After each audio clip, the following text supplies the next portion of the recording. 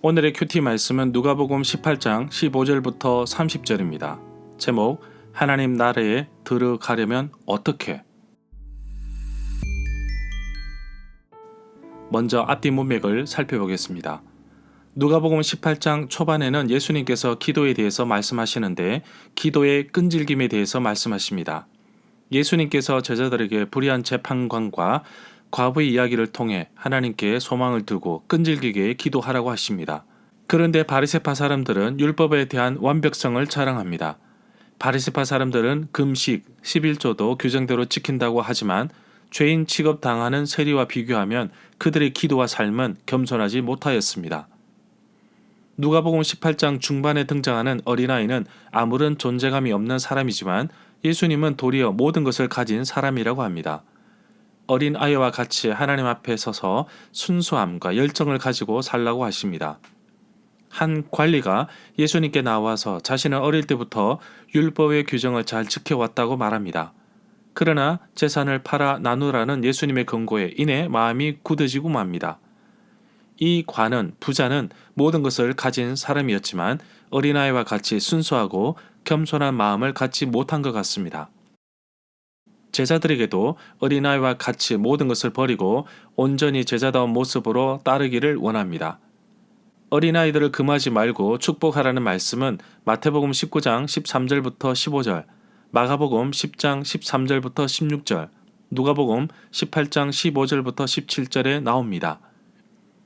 재물이 많은 관리, 부자에 대한 이야기는 마태복음 19장 16절부터 30절, 마가복음 10장 17절부터 31절, 누가복음 18장 18절부터 30절에 나옵니다.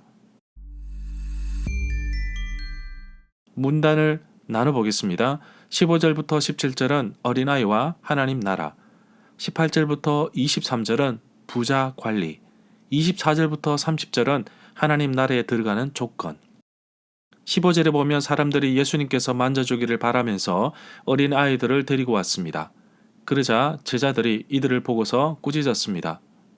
고대 사회에서 어린 아이들은 대수롭지 않게 여겼습니다. 신약 성경에서도 사람 수를 셀 때에도 어린아이는 제외시켰습니다. 환영받지 못하는 아이들을 향하여 예수님은 아주 중요한 메시지를 던져주십니다. 바로 하나님 나라의 주인은 바로 이런 어린아이들과 같다는 것입니다. 16절에 보면 예수님께서는 찾아온 어린아이들을 불러 가까이 바라보시면서 말씀하셨습니다. 어린아이들이 내게 오는 것을 용납하고 금하지 말라. 하나님의 나라는 이른 자, 어린아이들의 것이다. 이미 예수님은 14절에서 겸손에 대해서 말씀하시면서 실제로 시각적인 효과를 어린아이를 통해 말씀하신 것입니다. 이 구절에서 이른 자는 어린아이와 같은 사람들을 의미한다고 봅니다.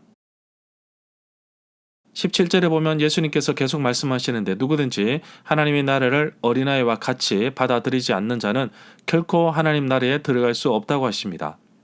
하나님 나라에 들어간다는 것은 하나님의 통치를 지금 받아들이는 것입니다. 이 구절에서 하나님의 나라를 받아들이지 않는 자라는 말이 나오는데 어린아이는 선물을 아무 의심 없이 열린 마음으로 기쁘게 받습니다. 하나님 나라에 들어가는 것은 하나님의 통치를 지금 여기서 받아들이는 것으로 봅니다.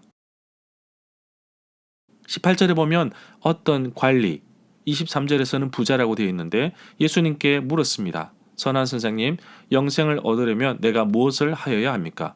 19절에 보면 예수님께서 관리에게 말씀하셨습니다. 내가 어찌하여 나를 선하다고 말하느냐? 선한 분은 오직 하나님 한 분뿐이시다. 이 구절에서 하나님 한 분 외에는 선한 이가 없느니라고 하였는데 선함은 절대적인 의미에서는 오직 하나님 한 분께만 적용될 수 있습니다. 20절에 보면 예수님께서 어떤 관리에게 계속 말씀하십니다. 너는 계명을 알고 있는데 바로 간음하지 마라, 살인하지 마라, 도둑질하지 마라, 거짓 증언하지 마라, 내 부모를 공경하라 이것이다. 이 구절에서 계명이라는 말이 나오는데 예수님은 10계명 가운데 5계명을 인용하고 있습니다. 21절에 보면 관리가 대답합니다. 저는 어릴 때부터 계명을 다 지켰습니다. 이 구절에서 내가 어려서부터 라고 하였는데 누가복음 2장 42절에 보면 그가 12살 때에 율법의 아들이 된 후로부터라는 말에서 알 수 있듯이 12살이 되면 율법의 아들로서 자격을 얻게 된다고 합니다. 22절에 보면 예수님께서 관리가 하는 말을 들으시고 말씀하셨습니다. 내게 아직도 부족한 것이 하나가 있다.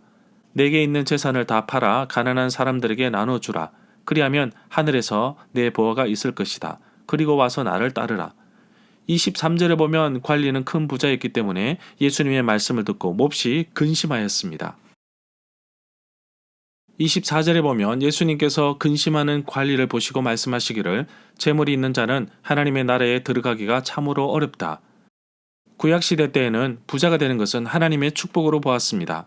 그러나 부자가 이웃들을 돌아보지 않고 오로지 자신의 욕심만을 위해 사는 모습을 보면서 바로 예수님께서 부자에게 경고의 메시지를 주신 것입니다. 오늘 등장한 관은 큰 부자였습니다. 그렇기 때문에 예수님의 말씀을 듣고 적지 않은 충격을 먹었을 것입니다.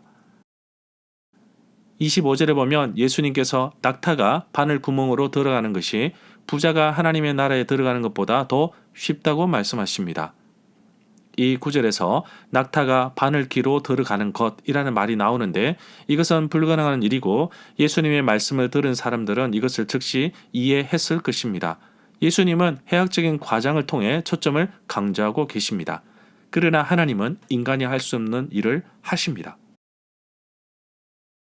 26절에 보면 예수님께서 비유적으로 말씀하신 이야기를 들었던 사람들이 다시 묻습니다. 그러면 누가 구원을 받을 수 있겠습니까? 27절에 보면 예수님께서 말씀하셨습니다. 사람으로서는 할 수 없는 것을 하나님은 하실 수 있느니라. 28절에 보면 베드로가 말합니다. 우리는 우리의 모든 것을 버리고 주를 따랐습니다. 29절부터 30절에 보면 예수님께서 말씀하셨는데 내가 진실로 너희에게 말하노니 하나님의 나라를 위해 집이나 아내나 형제나 부모나 자녀를 버리는 자는 이 세상에서 여러 배로 받을 것이며 내세 앞으로 올 세상에 영생을 얻을 것이라고 말씀하셨습니다. 이 구절에서 내세의 영생을 이라는 말이 나오는데 부자 관리의 영생에 대한 질문의 답은 하나님 나라에 최고의 우선권을 두라는 것입니다. 절마다 상세한 설명과 구절 해석, 핵심 내용과 중심 줄거리는 네이버 블로그에 올려져 있습니다. 내게 주시는 교훈입니다.